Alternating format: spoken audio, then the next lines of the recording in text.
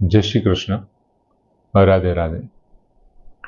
મિત્રો, છઠ્ઠા અધ્યાયના 13મા શ્લોકમાં ભગવાને વાત કરી કે તારે યોગમાં કેવી રીતે બેસવાનું છે. એમાં શરીરનું વર્ણન કર્યું, બાહ્ય વર્ણન, કે તારું શરીર છે તે, તારું મસ્તક, તારી ડોક, એમને સીધા જ રાખવાના, સીધા રાખવાના અને પાછા અચળ રાખવાના.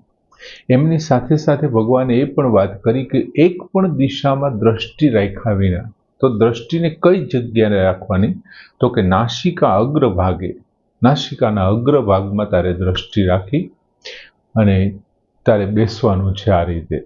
હવે એ શરીરનું વર્ણન થયું કે શરીરને આવી રીતથી રાખી અને તારે બેસવાનું છે, પણ આંતરિક તારે શું ફેરફાર કરવાનો છે, અને એમનું વર્ણન ભગવાને 14મા શ્લોકમાં કર્યું કે પ્રશાંતાત્મા વિગતભિઃ બ્રહ્મચારી વ્રતે સ્થિતઃ મનઃ સંયમ્ય મત ચિત્તઃ યુક્ત આસિત મતપરઃ.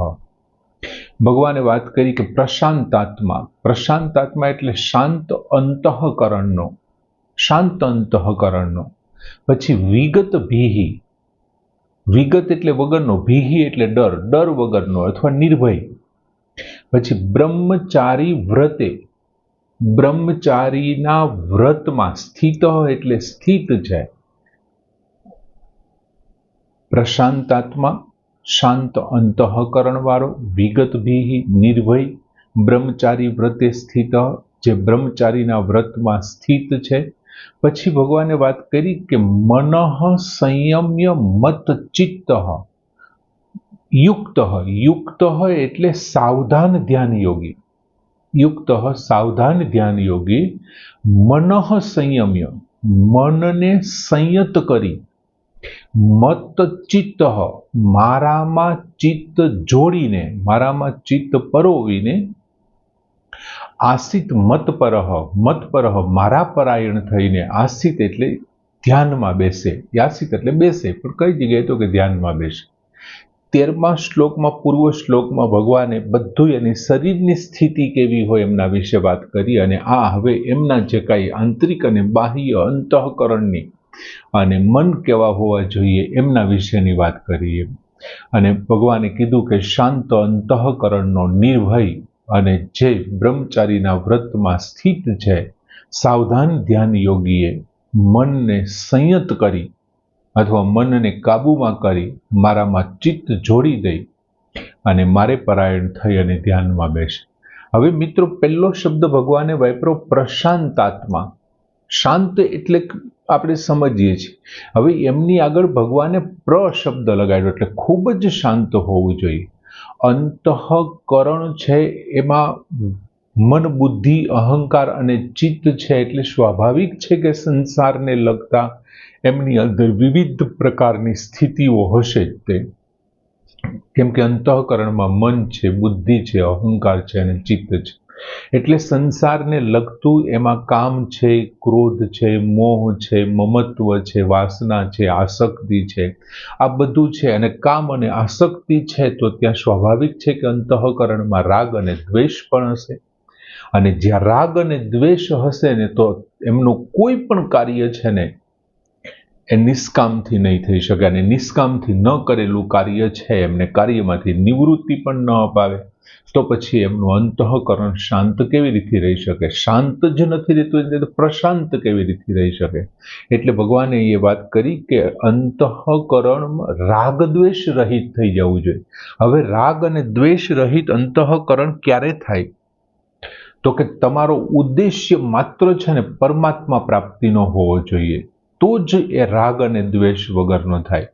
માની લ્યો કે તમે સંસારના કોઈ પણ પદાર્થને પ્રાપ્ત કરવાનો તમારો ઉદ્દેશ્ય હોય, તો મન, ઇન્દ્રિયોને કારણે શરીર, એ બધી જ એમની ક્રિયાઓમાં હશે, અથવા તો એમને પૂર્ણ કરવા માટે અથવા પ્રાપ્ત કરવા માટે. અને જો સંસારના પદાર્થોને પ્રાપ્ત કરવા માટે હશે, કોઈ પદાર્થ પ્રત્યે રાગ હશે, તો એ સતત એમનું ચિંતન કરવાથી એમના કામના જન્મવાની છે. અને કામ છે પછી ઈચ્છાઓ પૂર્તિ નહીં થાય તો ક્રોધ જન્મવાનો છે. આ બધી જ વસ્તુ ધ્યાન યોગ માટે નકામું છે. એ નહીં લાગવા દે ધ્યાનને. એટલે ઉદ્દેશ્ય એકમાત્ર પરમાત્મા પ્રાપ્તિ, સાંસારિક સુખનો સહેજ પણ ઉદ્દેશ્ય ન હોવો જોઈએ. અને જો સાંસારિક સુખનો ઉદ્દેશ્ય ન હોય ને તો શું થાય? ધીમે ધીમે રાગ અને દ્વેષ છે ને એ કુષ્ટ થતા જાય, એ ઓગળતા જાય, અને એક સમય એવો આવે કે રાગ અને દ્વેષ નષ્ટ થઈ જાય. સંસારમાંથી રાગ દ્વેષ, સંસારથી રાગ દ્વેષ થાય. અને તેનાથી શું થાય? તો કે જેવા રાગ અને દ્વેષ જન્મે છે ને, કોઈ પણ પદાર્થ, વ્યક્તિ કે ગમે તે વસ્તુ કે પરિસ્થિતિ પ્રત્યે રાગ હોય કે દ્વેષ હોય ને, એટલે સીધે સીધું મન છે ને અશાંત થઈ જશે. અહીંયા પણ ભગવાને મનઃ સંયમ્ય વાત કરી, પછી મત ચિત્ત વાત કરી. અને જેવું તમારું સંસારના રાગ દ્વેષથી મન અશાંત થઈ ગયું તો પછી પૂરું.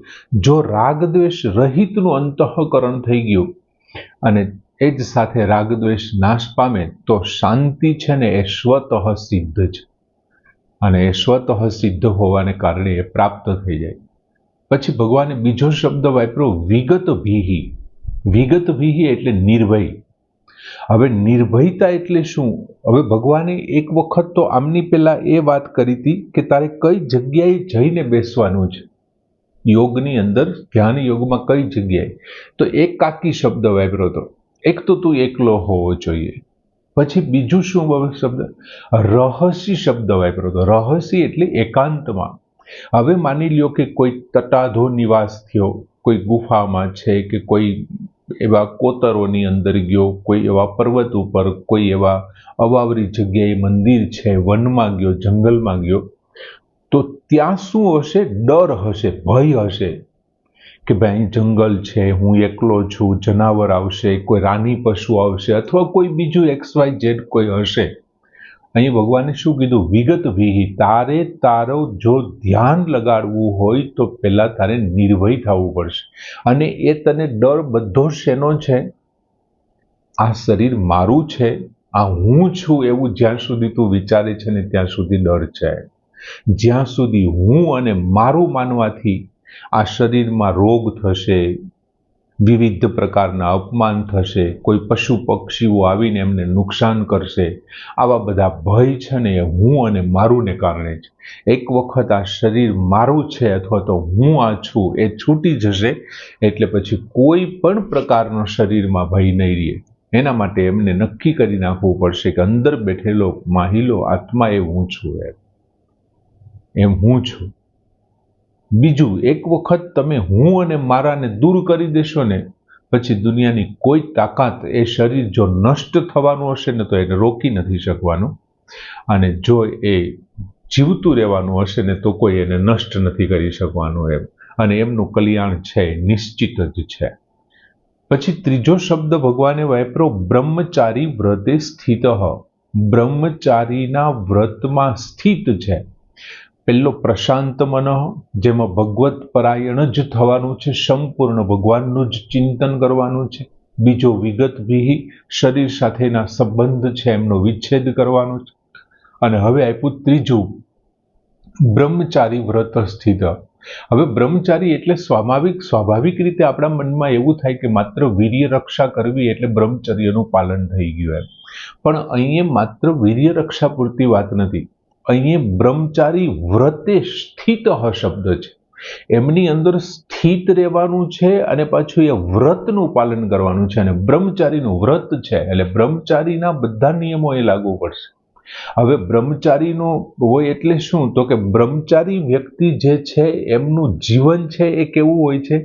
તો કે ગુરુની આજ્ઞા પ્રમાણે જ એમનું જીવન ચાલતું હોય છે. ગુરુની આજ્ઞા પ્રમાણે એ સંયત અને નિયત હોય છે. ગુરુ કે છે એ જ પ્રમાણે એમનું જીવન ચાલે બ્રહ્મચારીનું. ખરેખર તો બ્રહ્મચર્યાશ્રમના જે વર્ણનો આવે છે ગુરુ શિષ્ય પરંપરાઓમાં, એ બ્રહ્મચારીનું જે પાલન છે. હવે તમે એ જ પ્રમાણે શું કરવાનું? જે બ્રહ્મચારી ગુરુના આદેશ પ્રમાણે પોતાના આખા જીવનને નિયત અને સંયત કરે છે એ જ પ્રમાણે ધ્યાન યોગીએ.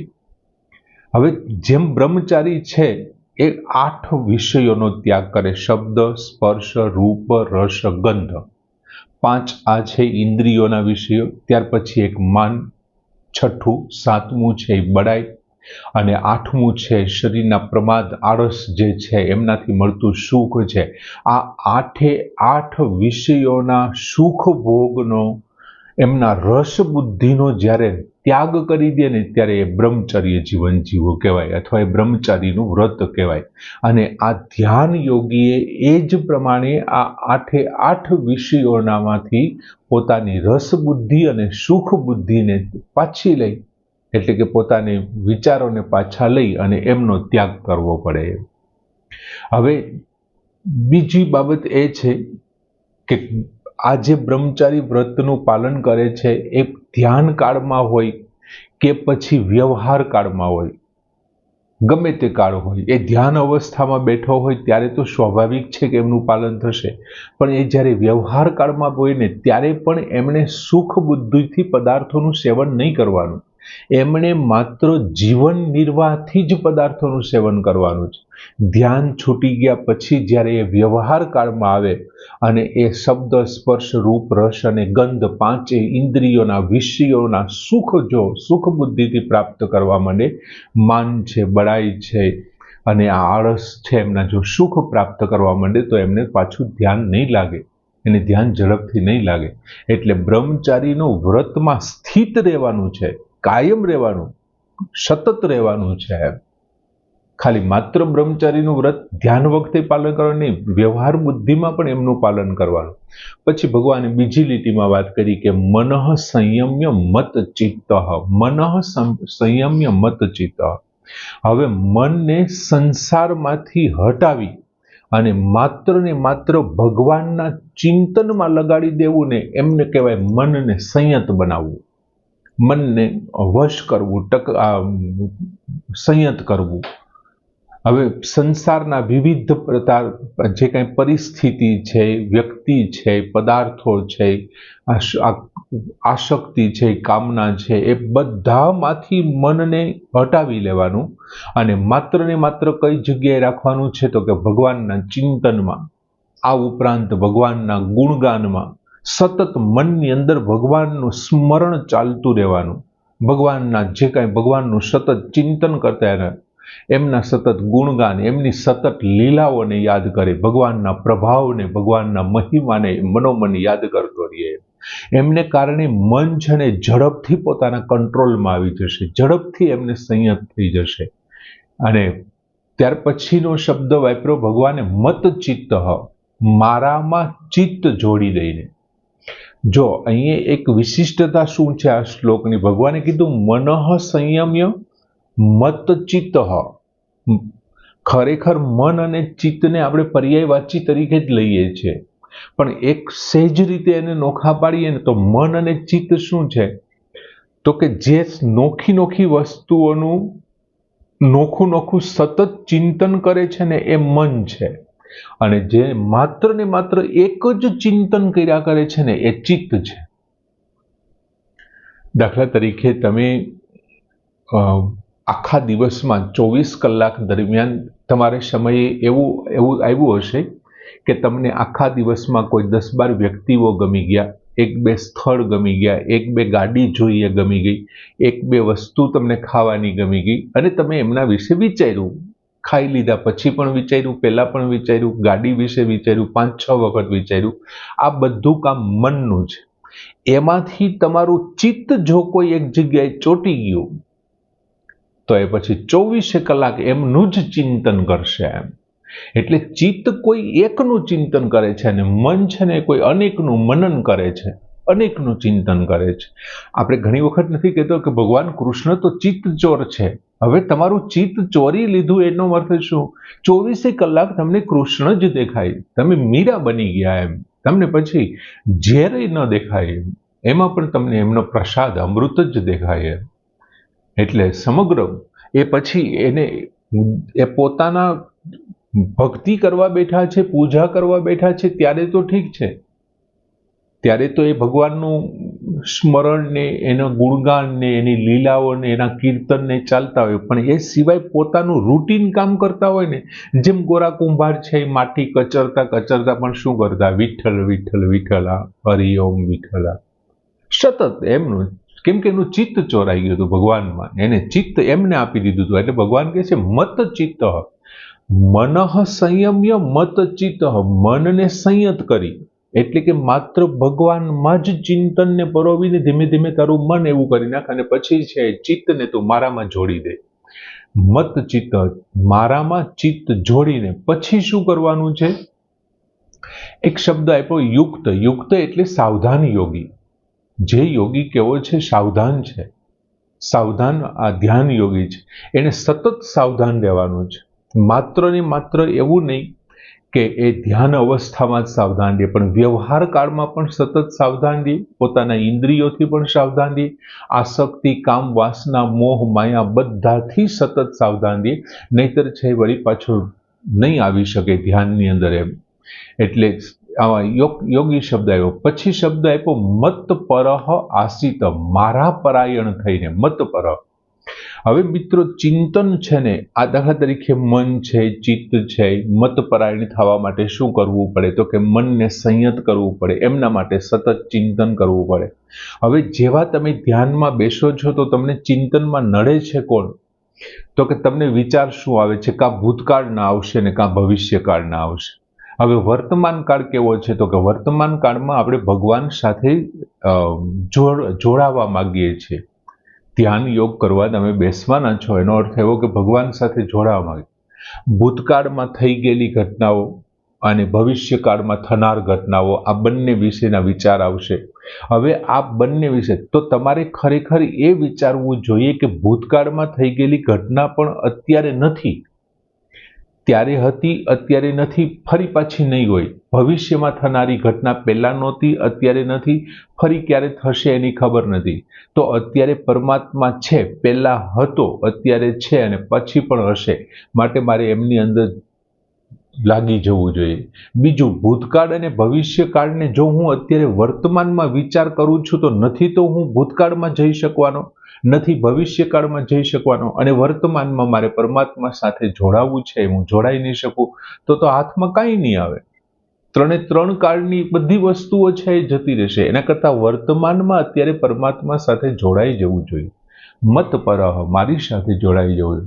યુક્ત એટલે સાવધાનની વાત કરી, આમ ભગવાન સાથે જોડાઈ જવાના. આસિત મત પરહ એટલે એમના પરાયણ થવું એટલે શું? કે જે આપણો ઉદ્દેશ્ય છે, જે આપણું લક્ષ્ય છે ને માત્ર ભગવાનનું જ હોવું જોઈએ, એ સિવાય બીજું કંઈ નહીં. જો આ પ્રમાણે થશે, સાવધાન યોગી હશે, ભગવાનની અંદર એમનું ચિત્ત છે જોડાઈ ગયું હશે, મન સંયત હશે, તો શું થશે? તો એકાંત પણ એમને સહાયક બની જશે. જો એ વ્યવહારની અંદર ભગવાનનું સતત રટન કરતો હશે, એમની અંદર ચિત્તને સતત એક જ રટન, કેમ કે ચિત્ત આપી દીધું છે ને, મત ચિત્ત, મારી સાથે ચિત્તને જોડી, ચિત્ત ભગવાનમાં જોડાઈ ગયું એટલે વ્યવહારમાં પણ સતત ભગવાનની જ વાત છે. એટલે એકાંતમાં પણ એમને ઉપયોગી થશે જ્યારે ધ્યાનમાં બેસશે ત્યારે. આમ સરસ વાત ભગવાને કરી. બીજું કે ભગવાને 6થા જ અધ્યાયમાં, આ જ અધ્યાયના 10મા શ્લોકમાં કીધું હતું, યોગી યુજ્જિત સતત આત્મનમ રહસી સ્થિત. એ જ વાત ભગવાન અહીંયા કરે છે, મત પરહ આસિત. જે યોગી છે એ એકાંતમાં રહીને આત્માને અથવા મનને એક ધારો સતત મારે આ પરમાત્માની અંદર જોડી દે. એ જ વાત ભગવાને કીધી કે યુક્ત આસિત મત પરહ. સરસ મજાનો શ્લોક કે પ્રશાંતાત્મા વિગત ભિઃ બ્રહ્મચારી વ્રતે સ્થિત મનઃ સંયમ્ય મત ચિત્તો યુક્ત આસિત મત પરહ. શ્લોક પૂર્ણ કરી. જય શ્રી કૃષ્ણ.